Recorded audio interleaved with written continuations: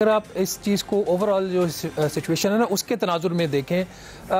आप किसी के सहारे के ऊपर, किसी के कंधे के ऊपर चढ़कर अपने मुल्क को महफूज नहीं रख सकते। At the end of the day आपके जो स्ट्रेटेजिक रिलेशंस होते हैं बायलैटरल, वो आपको बचाते हैं, या फिर आपकी अपनी जो स्ट्रेंथ होती है, चाहे वो आपकी सिक्योरिटी की है, इकॉनमी की है, आपके माशरे की स्ट्रेंथ है, वो आपको सेव करती है। ओवरऑल जो पाकिस्तान की इकनॉमिक पॉलिसीज़, इनकी फॉरेन पॉलिसीज़, इनकी सिक्योरिटी पॉलिसीज़ माजी में अगर आप देखें, जिसका हमारा खुद वज़ीर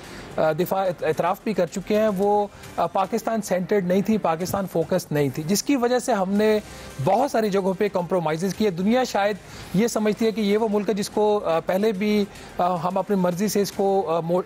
मोल्ड कर लेते थे, अभी भी कर लेंगे। वो सूरत हाल इस तरीके से बन नहीं रही। अमेरिका अगर उस तरीके से अपना रोल प्ले नहीं कर रहा जो शायद पाकिस्तान की भी ख्वाहिश थी, भारत तो हमेशा बायलैटरल की बात करता है, वो थर्ड कंट्री या मल्टीलैटरल फोरम की बात नहीं करता, लेकिन अगर अमेरिका अपना किरदार अदा नहीं कर रहा, इसका मतलब ये नहीं है कि पाकिस्तान एक बहुत ही एक बुरी पोजीशन में फंस चुका है जहाँ पे अमेरिका आएगा और उसको बचाएगा। पाकिस्तान को अगर कोई बचाएगा, एक तो पाकिस्तान की अपनी जो पावर है, जो पाकिस्तान ने प्रूव कर दी है 7 मई से लेकर अब तक, और दूसरा दो ममालिक जिनका भी आमिर इलियास राना भी जिक्र कर रहे थे, जो सिंसियरली एफर्ट्स कर रहे हैं, वो आपको नज़र आते हैं। उसमें ख़ासतौर पर जो टर्की का रोल है और चीन का बिहाइंड द सीन जो रोल नज़र आ रहा है, ये आपको बचाएंगे। गल्फ़ ममालिक के साथ भी हमारे जो कभी माजी में जिस तरीके के ताल्लुकात थे, शायद आज वो उस तरीके के नहीं है, जिसकी वजह से जो कभी हमें उनसे हेल्प मिलती थी। आपको याद होगा जब 1998 का न्यूक्लियर ब्लास्ट हुआ था, तो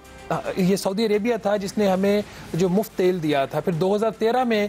जब पाकिस्तान एक इकोनॉमिक क्राइसिस में था, तो सऊदी अरब ने $1.5 अरब की पाकिस्तान को ग्रांट दी थी, कर्जा नहीं दिया था। उसके बाद समहाउ कुछ पॉलिसीज़ के ऊपर डिफरेंसेस आए, इनकी वो वाली चीज़ें जो माजी वाली हैं वो नहीं रही। हैविंग सेड दैट, पाकिस्तान बड़े कंफर्टेबल पोजीशन में है। आप, मैं, हम सब लोग जो स्टूडियो में बैठे हुए हैं, मुस्कुरा कर बातें कर रहे हैं, हमारे कोई नर्व्स जो हैं वो इतने टेंस नहीं है, हम रिलैक्स हैं compare to the enemy state, जहाँ पे हर तरफ वहाँ पे वो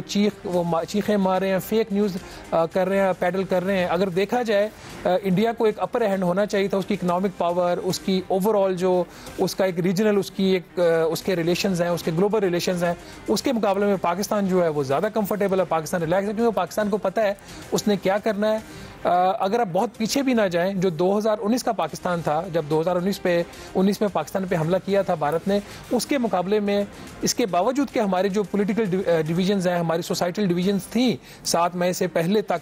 वो अपनी जगह पे हैं, उसके भी उसके असरात होंगे। उसके बावजूद ये जो 2025 का पाकिस्तान है, ये 2019 का पाकिस्तान नहीं है। अगर दुनिया अपना किरदार उस तरीके से नहीं अदा कर सकती, जो भी मुजम्मिल भी बात कर रहे थे ब्रेक से पहले, कि जो UN सिक्योरिटी काउंसिल है उसका क्या रोल है, UN जनरल असम्बली का क्या रोल है, जिस तरीके से भारत जो है वो तमाम जो इंटरनेशनल एग्रीमेंट्स जो होते हैं, आपके जो बायलैटरल एग्रीमेंट्स हैं, उसको पामाल कर रहा है, तो फिर इन बॉडीज़ की फिर आपको क्या ज़रूरत रह जाती है। और वन ऑफ द रीजंस के जो कभी माजी में अमेरिका भी होता था, आज वो अमेरिका नहीं है।